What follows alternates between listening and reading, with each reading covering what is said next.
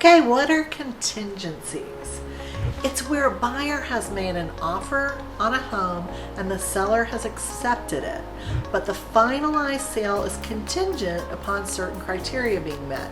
These criteria are contingencies. Typically, they fall under one of four major categories: appraisal, loan approval, inspections, and reports and disclosures. The buyer has the time to do their due diligence in all of these areas. In regards to inspections in our area, the typical inspections are home inspection, roof, chimney inspection, termite inspection, and if your home has septic or well, expect to do inspections for those as well.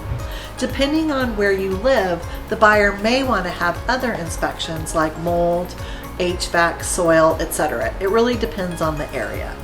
In regards to reports, those encompass full disclosure on both inside and outside of anything and everything to do with the home.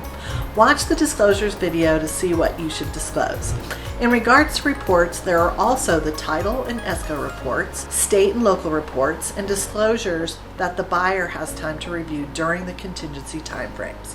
The contingency timeframes are agreed upon in the initial contract and in most cases are around 7 to 17 days.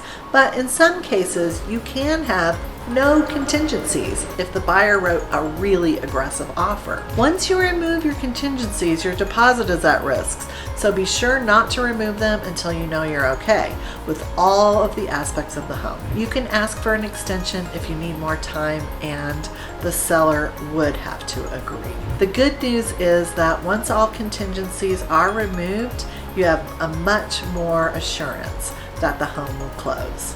I'm Jennifer Bright with Jennifer Bright Homes and Coldwell Banker. Make real estate fun again.